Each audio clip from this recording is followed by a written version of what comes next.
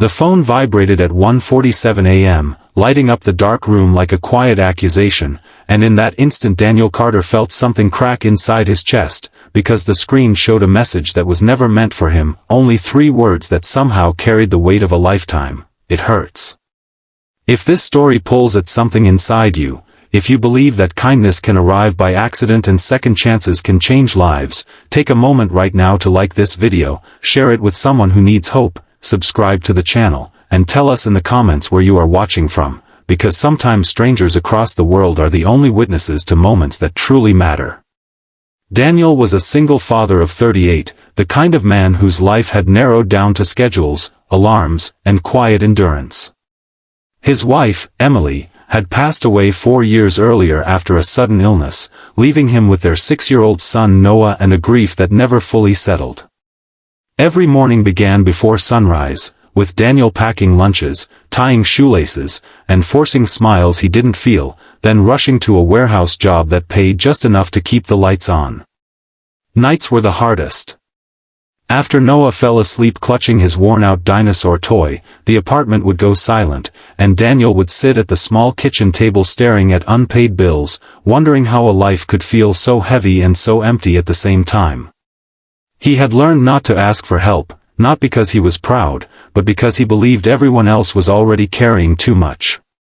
That night, exhaustion had pulled him into a shallow sleep when the wrong message arrived. Daniel stared at the screen for a long time, his thumb hovering as if the phone itself might shatter. He knew it wasn't meant for him. The number was unfamiliar, the message raw and unfinished, like a cry that slipped through a crack.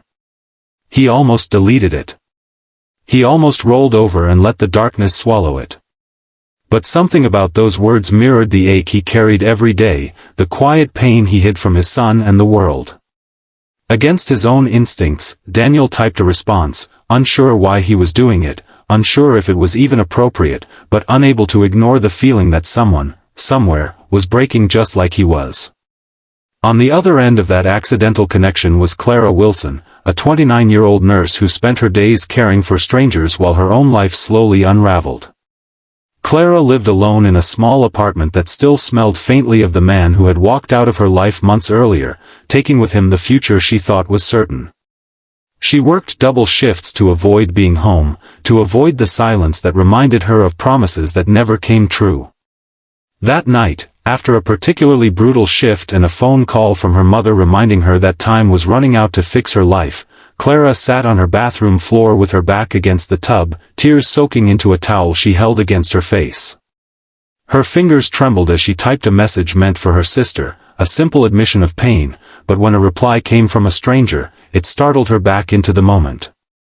What followed was not instant friendship or miraculous healing, but something quieter and more fragile.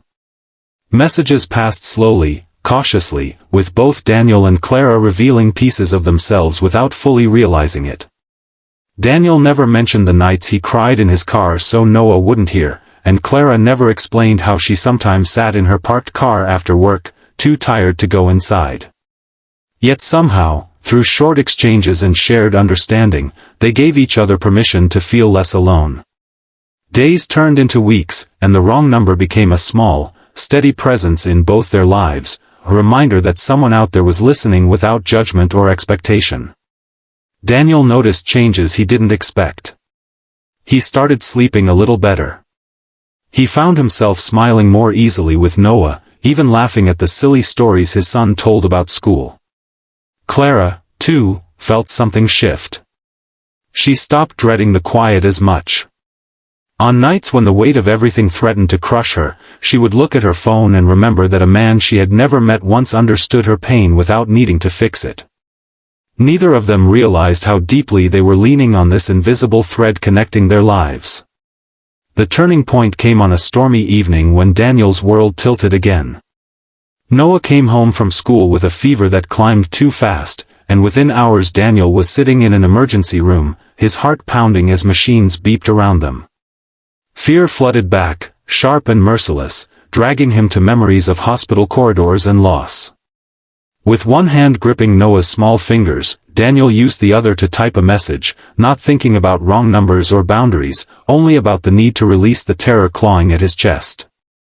Clara received the message during her break at the hospital where she worked, and for the first time, their worlds brushed dangerously close.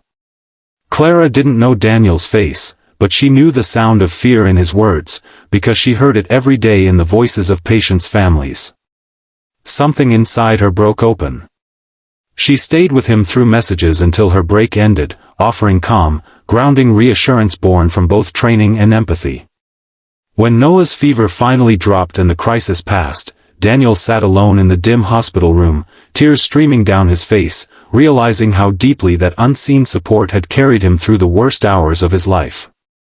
After that night, there was no pretending their connection was small or accidental. They shared more, carefully, honestly. Daniel told Clara about Emily, about the way grief reshaped his life, about the fear of failing his son. Clara told Daniel about her broken engagement, about the pressure to appear strong while feeling hollow inside. Still, they kept their lives separate, connected only by words and understanding, both afraid to name what was growing between them.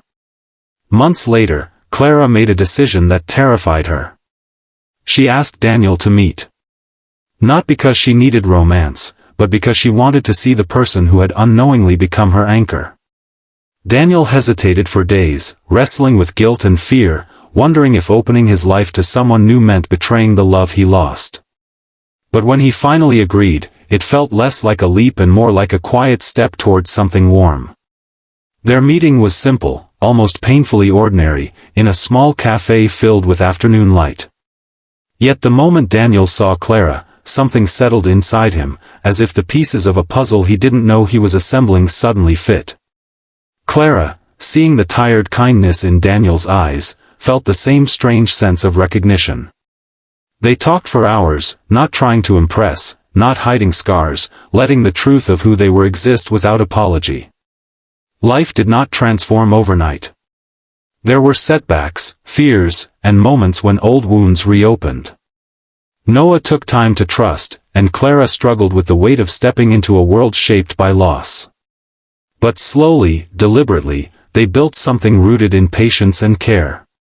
Daniel learned that loving again did not erase Emily's memory, and Clara learned that her pain had not been meaningless, that it had led her exactly where she needed to be. Just before the ending, please comment one word that describes how this story makes you feel right now. Years later, Daniel would sometimes think back to that night when his phone lit up in the darkness, when a wrong message found the right heart. He would watch Clara reading on the couch while Noah did his homework nearby, and he would understand that healing rarely arrives with grand gestures. Sometimes it comes quietly, disguised as a mistake, asking only that we choose compassion over indifference. If this story touched your heart, if it reminded you that even the smallest act of kindness can change a life forever, please like this video, share it, and leave a comment, because your engagement helps stories like this reach the people who need them most.